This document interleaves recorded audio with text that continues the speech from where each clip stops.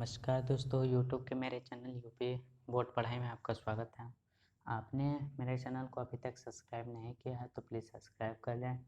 अगर वीडियो अच्छे लगे तो लाइक ज़रूर करें तथा अपने दोस्तों में शेयर करें और कमेंट करके ज़रूर बताएं कि आपको यह वीडियो कैसी लगी। तो चलिए स्टार्ट करते हैं। तो हम पढ़ रहे थे क्लास 11 फिजिक्स में फर्स्ट लेसन मात्रा के मापन, जिसमें हम लंबाई का मापन पढ़ रहे थे। तो लंबाई के मापन में अब हम पढ़ने वाले हैं त्रिभुज विधि द्वारा लंबाई का मापन। इससे प्रीवियस वीडियो में हमने तारे की दूरी ज्ञात करना सीखे थे, खगोलीय पिंड का आकार ज्ञात करना सीखे थे तथा प्रतिध्वनि विधि, सोनार विधि, रडार विधि आदि सीखे थे। तो आपने उन वीडियो को नहीं देखा है तो प्लीज़ उन वीडियो को देख लें, क्योंकि न्यूमेरिकल्स के माध्यम से वे बहुत इम्पोर्टेंट हैं। तो त्रिभुज विधि में हम दो प्रकार से पढ़ते हैं, जब वस्तु ज्ञात दूरी पर स्थित हो तथा दूसरा है जब वस्तु अज्ञात दूरी पर स्थित हो। तो त्रिभुज विधि में हम किसी भी मीनार या मकान या पहाड़ आदि की जो ऊंचाई है उसको ज्ञात करते हैं। तो देखिए, त्रिभुज विधि में जब वस्तु ज्ञात इस दूरी पर स्थित होती है तो इसमें हम कैसे मीनार या मकान या पहाड़ की दूरी ऊंचाई ज्ञात करते हैं। तो इस विधि में हम किसी पहाड़, मकान या मीनार आदि की ऊंचाई ज्ञात कर सकते हैं। इस विधि में सेक्सटेंड नामक यंत्र का उपयोग किया जाता है। सेक्सटेंड एक ऐसा यंत्र है जिससे हम किसी भी बिंदु पर स्थित इस बिंदु से कहीं का भी कोण निकाल सकते हैं। जैसे अगर इस बिंदु से, अगर यह पृथ्वी तल पे यह कोई बिंदु है, अगर हमको यहाँ तक का कोण निकालना हो तो यहाँ पे सेक्सटेंड नामक यंत्र लगा देते हैं। फिर इस सेक्सटेंड नामक यंत्र से हमको यह कोण ज्ञात हो जाता है। तो आइए देखते हैं कि हम इस विधि से मीनार की ऊंचाई कैसे ज्ञात कर सकते हैं। तो दिया है चित्र में, माना ए बी मीनार की ऊंचाई है। मतलब जो यह मीनार है इसकी ऊंचाई ए बी मान लिए हैं, मीनार की ऊंचाई है। एक्स दूरी पर स्थित किसी स्थान सी से मीनार की चोटी को देखते हैं। जो मीनार से एक्स दूरी पर स्थित किसी स्थान सी है वहाँ से मीनार की चोटी को देखते हैं तथा सेक्सटेंड की सहायता से हम कोण का मान ज्ञात कर लेते हैं। तो यहाँ से जो सेक्सटेंड की सहायता से हम यह सी बिंदु और मीनार की चोटी के ऊपर बनने वाला कोण ज्ञात कर लेते हैं, जो कि थीटा है। इसको हम थीटा मान लिए हैं तथा जो BC हमारा है वह एक्स है, एक्स दूरी पर स्थित वस्तु है। फिर जो हम AB को एच मान लिए हैं। तो यहाँ है मीनार की ऊंचाई बराबर एच।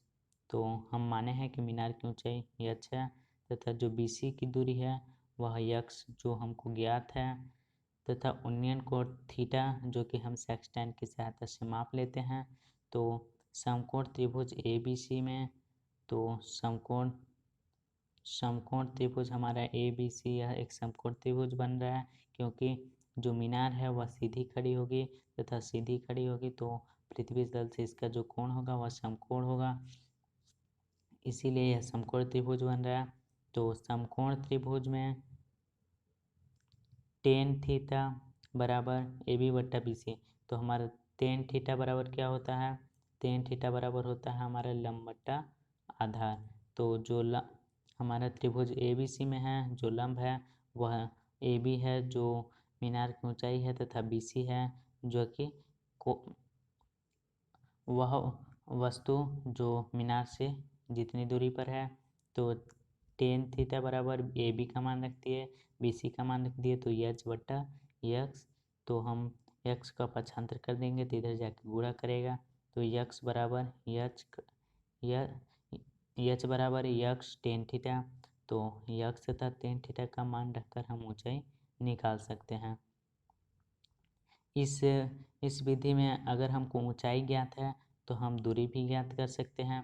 जैसे यहाँ दिया है टेन थीटा बराबर एच बट्टा यक्स, तो हमको जो दूरी यक्स निकालना है, तो हमारा यक्स बराबर हो जाएगा एच बट्टा टेन थीटा।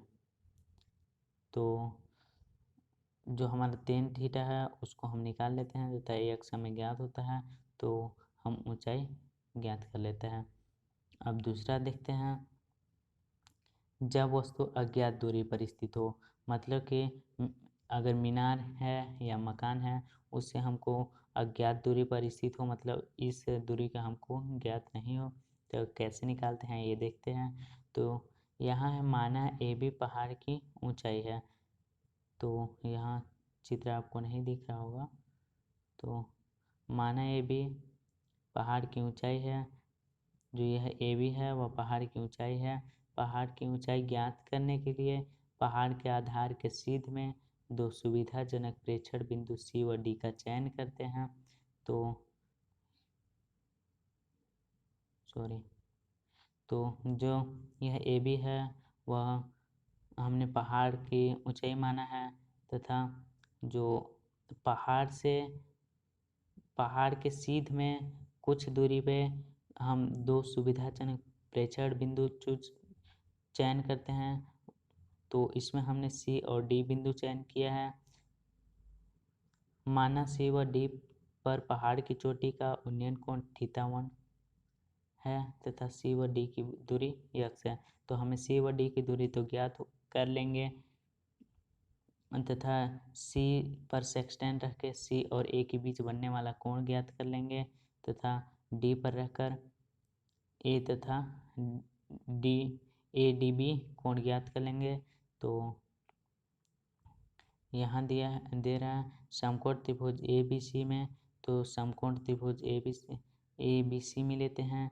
यहाँ थीटा 1 है, तो यहाँ है कॉट थीटा 1 बराबर बी सी बट्टा ए बी। तो जो हमारा कॉट थीटा का सूत्र होता है वह होता है आधार बटा लंब। यह टेन थीटा का उल्टा होता है, तो आधार बी सी बट्टा जो लंब है ए बी, तो इसको हम समीकरण 1 मान लेंगे, तथा समकोण त्रिभुज ए बी डी में, तो ए बी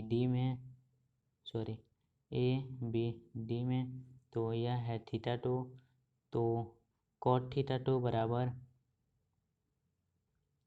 बी डी बट्टा ए बी। जो बी डी है वह आधार है तथा ए बी जो पहाड़ की ऊंचाई है वह लंब है। तो समीकरण 2 मान लेते हैं, तब समीकरण 1 -2 करते हैं, तो हमारा आता है cot theta 1 minus cot theta 2 बराबर बी सी बट्टा A B minus B D बट्टा ए बी। तो यहाँ इसका हम लसाअ ले लेते हैं, तो cot theta 1 minus cot theta 2 बराबर नीचे जो हर है हमारा वह समान है, तो हर को हम एक ही लिखते हैं तथा ऊपर वाले को घटा देते हैं, तो B C minus B D बट्टा ए बी। तो कॉट थीटा 1 माइनस थीटा 2 बराबर B C minus B D हमारा क्या है, तो यहाँ हम चित्र में देखते हैं, तो जो हमारा B C minus B D करेंगे तो हमारा आएगा सी डी। तो सी डी हमको ज्ञात है, यहाँ माने थे सी व डी की दूरी यक्स है, मतलब कि हमको सी और डी की दूरी ज्ञात है, तो इसमें मान रख देंगे। तो cot theta 1 minus cot theta 2 बराबर यक्स बट्टा एच। तो यहाँ हम जो यक्स को पक्षांतर कर देंगे, तो हमारा आ जाएगा यक्स बराबर यक्स बटा cot theta 1 minus cot theta 2। तो जो यच है वह इधर गया तो गुणा किया, तथा जो यह कॉट थीटा 1 है माइनस कॉट थीटा 2 है वह इधर आया तो भाग में चला गया। तो यच बराबर यक्स बट्टा cot theta 1 minus cot theta 2। तो थीटा 1 व थीटा 2 का मान हम सेक्सटेंट की सहायता से नाप कर ज्ञात किया जाता है। तो हम थीटा 1 व थीटा 2 का मान ज्ञात कर लिए तथा यक्स हमें ज्ञात है। तो हम किसी भी पहाड़ या मकान या कह सकते हैं मीनार की ऊंचाई ज्ञात कर सकते हैं। इससे हम दूरी भी ज्ञात कर सकते हैं। दूरी के लिए हमारे क्या सूत्र हो जाएगा, तो इस समीकरण में देखते हैं। तो इस समीकरण में है तो यच को इस तरफ ले जाएंगे तो हमारा हो जाएगा यक्स बराबर cot theta 1 plus cot theta 2। तो हमारा जो cot theta 1 minus cot theta 2 आ जाएगा। तो हमारे एच का मान निकल जाएगा। जब एच का मान निकल जाएगा तो हमारा जो एच हमको ज्ञात होगा तब हम दूरी निकाल सकते हैं। तो यक्स का मान निकल जाएगा। जब यक्स का मान निकल जाएगा तो हम इसका भी मान निकाल लेंगे। इस सूत्र से इसका भी मान निकाल लेंगे। तो जब इन दोनों को जोड़ेंगे तो हमारा BC का मान निकल जाएगा। तो आज के लिए बस इतना है दोस्तों। अगर यह वीडियो अच्छे लगे तो लाइक ज़रूर करें। तो मिलते हैं अगले वीडियो में एक और नए टॉपिक के साथ। Thank you for watching the video. Thank you.